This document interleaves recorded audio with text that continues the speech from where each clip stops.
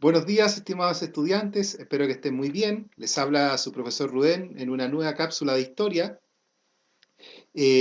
Antes que todo, sí, aclarar un par de temas, explicar que esta semana, ¿cierto? Esta semana es la última semana del segundo trimestre, por lo tanto vayan colocándose al día con el tema de las guías y los ensayos, ¿ya? La guía 11, que era la que se entrega hoy, ¿cierto? Hoy día martes 31 de agosto, deben hacérmela llegar, ¿ya? Porque esa es la última guía que voy a evaluar este trimestre. Recuerden, son solamente cuatro guías, 7, 8, 9 y 11, ¿ya? Porque la guía 10 es el ensayo y también esa es la segunda nota. Por lo tanto, vamos a tener dos notas. La entrega de guías, que son cuatro guías, 7, 8, 9 y 11, y el ensayo, que es la guía 10. Entonces, esas dos notas voy a sacar el promedio del trimestre. Chicos, si no cumplen, voy a tener que ponerle nota 2 o 1, en este caso nota mínima, para, para poder cumplir con los requisitos del sistema. Por lo cual deben enviarme las guías. ¿Ya? Si están atrasadas, envíenmelas igual. Hoy ya tienen plazo hasta hoy día para cumplir con la guía 11 y con los ensayos también a los respectivos profesores. En el caso mío, el segundo medio B tiene que enviarme sus ensayos o el segundo A se lo envían a la profesora Tamara, ¿ya? Y con ello para poder tener las calificaciones que corresponden. Y de esa forma no tener que cerrarles con nota mínima el trabajo trimestral, ¿ya? Así que vayan poniéndose al día. Esta semana, mire, yo lo puedo esperar un poquito hasta el miércoles, pero ya nada más, porque tengo que revisar muchos. Todavía me faltan varios ensayos por revisar y además se van a ajustar con las guías. Por lo tanto, bastante chiquillos. Recuerden que solamente estamos trabajando en las tardes, porque en la mañana estamos completamente ocupados haciendo clases, ¿ya? Así que eso, chicos, pónganse al día. Ya, ahora sí, entramos en materia, luego de esta explicación, y vamos a ver la guía 12, que ya corresponde al tercer trimestre, la primera guía del tercer trimestre. Y esta guía 12 se llama El fin de la Guerra Fría, ¿ya? ¿Cómo se acaba la Guerra Fría?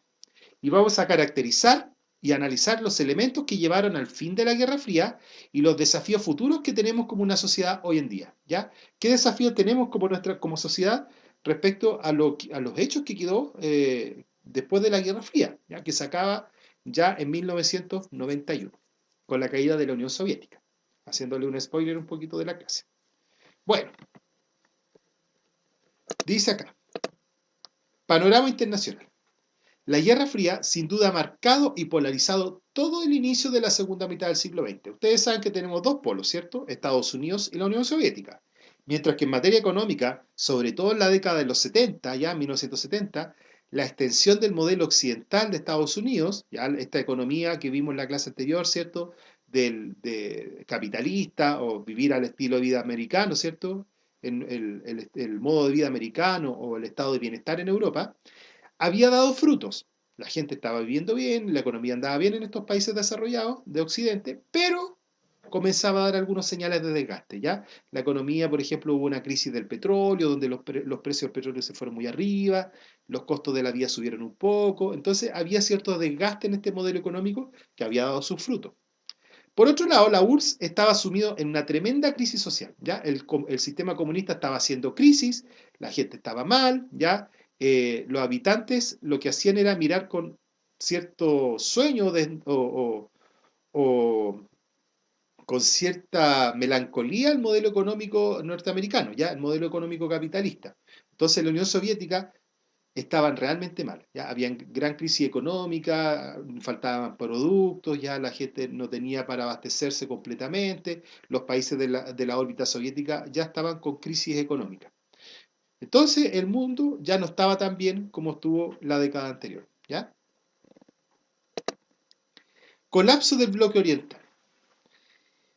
En la década de los 80, ya, o sea, 10 años después, se dio un vuelco en la política internacional soviética, sobre todo con la aparición de un político que implementaría estas medidas. Me voy a mover antes de explicarlo, y este político es este caballero que está aquí, don Mikhail Gorbachev, ¿ya?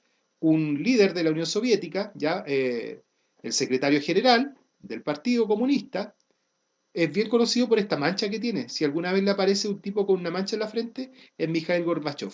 Y este va a ser el último, o bueno, el casi último de los líderes de la Unión Soviética. ¿Ya? Con él se inicia, es como el principio del fin de la Unión Soviética, con Mikhail Gorbachev. ¿Por qué? Porque él traía ideas renovadoras, quería modernizar el sistema y va a tomar unas medidas que finalmente, sin querer queriendo, van a terminar colapsando a la URSS. ¿Cuáles son estas dos medidas? La primera es la famosa perestroika. Sí, como suena, perestroika. ¿Ya? Cuando hablan en ruso tratando de imitar a los rusos, dicen perestroika, ya, la perestroika. ¿Qué es lo que es la perestroika? El cambio en el modelo económico. Recuerden que yo en la cápsula anterior les enseñaba que el modelo económico era el comunista, donde era una economía centralizada, donde el Estado decía todo lo que se tenía que hacer y lo que no tenía que hacerse. Entonces Gorbachev ve que este modelo estaba fracasado y por lo cual trata de copiar un poco a la economía occidental. Entonces va a llevar un sistema capitalista a la Unión Soviética. Obviamente con la intervención del Estado, el Estado dice todo, pero va a liberalizar un poco la economía, ¿ya? Para tratar de generar mejores condiciones para la sociedad. Entonces va a haber un cambio del modelo económico con esta famosa perestroika. Y también va a crear otra medida que se llama la Glasnost, ¿ya? En los 80 también, que es la libertad social. Ante la Unión Soviética, sobre todo en el periodo de Stalin o después de Brezhnev, entonces Khrushchev, la Unión Soviética era un sistema muy cerrado, donde si el gobierno se mandaba una embarrada, por decirlo de alguna forma, morían pollo. ¿Ya? Se quedan callados, no reconocían errores. Entonces, ¿qué es lo que va a hacer Gorbachev? Va a tomar un poco las medidas de Occidente, donde un gobierno tiene que dar explicaciones de lo que hace y de lo que no hace. Y justo en esta época va a ocurrir el accidente nuclear de Chernobyl, ¿ya? En el año 86, si no me equivoco. Y esto va a poner en jaque al gobierno ruso o soviético porque va a tener que dar explicaciones de lo que pasó en Chernobyl. Y por primera vez la gente veía cómo el gobierno trataba de explicar un error. Y eso va a traer un cambio en la mentalidad de las personas, donde ya no van a ver al gobierno como un ente todopoderoso, sino que va a generar críticas, ¿ya? Y por lo tanto, ahora el gobierno va a ser criticado. Antes un gobierno todopoderoso que te silenciaba si tú hablabas mucho, ahora no, ahora está dispuesto a ser criticado, ¿ya? Y eso es la glasnost, la transparencia, dar cuenta de lo que está haciendo, que ocurre en toda democracia relativamente decente, ¿cierto? Donde el gobierno tiene que dar cuenta de lo que hace. Pero la Unión Soviética, como era una dictadura comunista, no lo hacía, ¿ya? Ahora van a haber cambios, de a poco. Y esos cambios van a terminar haciendo colapsar a este modelo porque la gente va a querer más libertad. Cuando la gente conoce la libertad, chiquillo, le termina gustando, ¿ya? Ojo ahí. Bueno, mientras tanto, se van a ocurrir algunos hitos, ya en finales de los 80. Primero, festejos por la independencia de Lituania. Los países de la Unión Soviética se van a empezar a separar, van a empezar a renunciar a la URSS y se van a empezar a independizar. Polonia, Lituania, Estonia. Vamos a ver un mapa después y les voy a explicar varios, ¿ya? La caída del muro de Berlín. Este muro, el muro de la vergüenza, como le llamaron alguna vez, ¿ya? Va a ser derribado por sus propios habitantes. Berlín va a colapsar, la ciudad, perdón, Alemania Oriental va a colapsar y va a caer el gobierno de la Alemania comunista. Entonces el muro ya no tiene sentido y la misma gente va a votar el muro de Berlín y va a unificar estas dos Alemanias en solamente una. ¿Ya? Un hito que ocurre en 1989, ¿ya? Con un show pirotécnico, la gente feliz va a mandar abajo este muro y van a convertir estas dos Alemanias separadas después de la Segunda Guerra Mundial en una sola gran Alemania nuevamente, ¿ya? La Alemania que conocemos hoy. Hay un hito bien bonito que justo fue la caída del muro de Berlín en el año 89 y en el año 90, en el Mundial de Italia 90, Alemania va a ir por primera vez en 30 años unida en un solo equipo de fútbol al Mundial, ¿ya?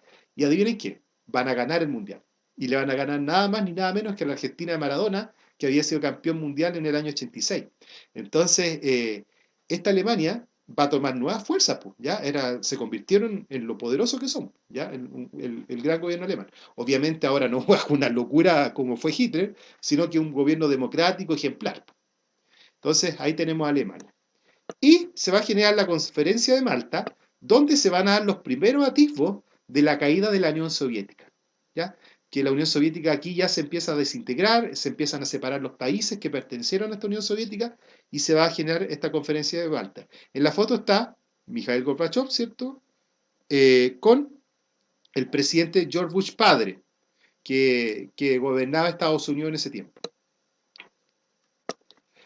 Esto que está acá es un mapa de la Unión Soviética, ¿ya? Y vamos a ver que el principal país, el más grande, es Rusia. ¿Se dan cuenta que ahí está Rusia, que ocupa gran territorio? Por eso siempre nos referimos a la Unión Soviética, a los soviéticos les decimos rusos, porque es el país principal. Pero ojo, hay muchos países que estaban alrededor de la Unión Soviética que pertenecieron a ella, ¿ya? Y se fueron independizando finalmente a finales de los 80, finales de los 80, principios de los 90. Tenemos Georgia, Armenia, Azerbaiyán, Uzbekistán, Kazajistán, Kirguistán, ¿ya? Tayikistán, Turkmenistán, tan. Afganistán, recuerden que la Unión Soviética trató de integrarlo al régimen, pero no lo dejaron los afganos. Se lo expliqué en clase anterior. Ucrania, en Ucrania ocurrió Chernobyl, por ejemplo. ¿Ya? La Alemania Oriental ya se había independizado, de hecho aquí sale en blanco porque ya se había independizado de la Unión Soviética. ¿Se fijan? Entonces, en gris. Entonces, la Unión Soviética se va a ir desintegrando poco a poco. Los países la van a ir abandonando, algunos con mejor suerte que otros. A Alemania le fue mucho mejor, por ejemplo, que a Azerbaiyán o a Armenia, que es uno de los países más pobres de Europa en este momento. ¿Ya? El auge del neoliberalismo.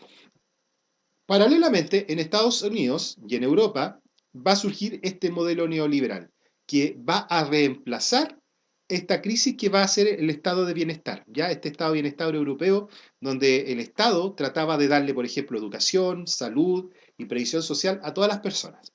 ¿Qué va a pasar? Este modelo se va a volver muy caro, el modelo del estado de bienestar, y por lo tanto los países en la década de los 70, después de la crisis económica capitalista, van a empezar a entrar a este sistema neoliberal. Uno de sus ideólogos, Milton Friedman, de hecho estuvo aquí en Chile. El modelo económico chileno que tenemos actualmente se lo debemos a este señor, ¿ya? Friedman vino, lo propuso y la dictadura de Pinochet lo tomó. Y de hecho fuimos uno de los primeros 3 países del mundo, creo que fuimos el primero, en implementar este modelo económico. Ya fuimos como un laboratorio. Vieron que funcionó relativamente bien aquí en Chile en un principio, hoy día hay muy criticado, pero en su principio funcionó, sacó a Chile de una crisis económica grave, después la metió en otra, pero así funciona el sistema. Entonces los países como Estados Unidos e Inglaterra lo van a ver y van a decir, ah, sí funciona, y ahí lo tomaron ellos. ¿Ya?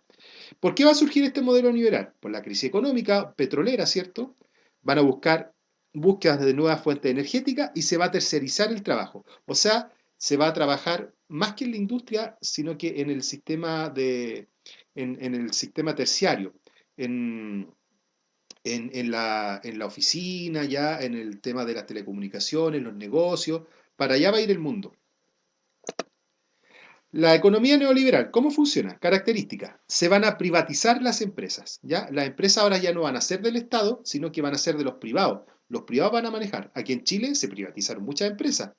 Lamentablemente no se hicieron muy bien las privatizaciones, de repente hay críticas que se vendieron las empresas muy baratas, pero era un modelo que había que hacerlo. ¿Por qué? Porque ya el Estado no va a trabajar en las empresas, sino que se va a quedar solamente con alguna empresa clave como Codelco aquí en Chile, pero las otras empresas que no son muy rentables, por ejemplo, Yansa, Lanchile en ese tiempo, se van a pasar a mano de privados para que ellas las manejen y las hagan crecer.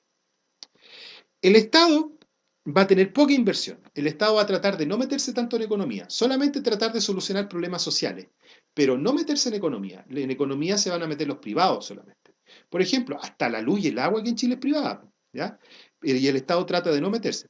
Sin embargo, por ejemplo, si vive la señora Juanita en la punta del cerro, ahí el Estado se va a meter para tratar de meterle o darle luz a la señora Juanita, ¿ya? Pero de lo contrario no lo hace. Trata de intervenir poco en economía. Y además va a haber una libertad o la liberalización del mercado laboral. Cada uno va a salir a buscar pega. ¿Ya? Antes, los viejos trabajaban, por ejemplo, entraban a trabajar a los 18 años de una empresa y se iban cuando se morían, cuando se jubilaban, a los 65, 70 años. ¿Ya?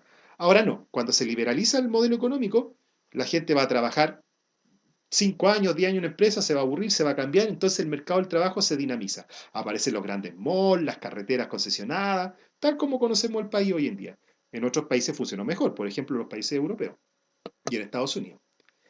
Y se va a surgir esta lógica del mundo globalizado, ¿ya? La vida cotidiana, ¿no es cierto? Conocemos cosas que ocurren en otro lado del mundo, van a influir en nuestro país. Bueno, chicos, que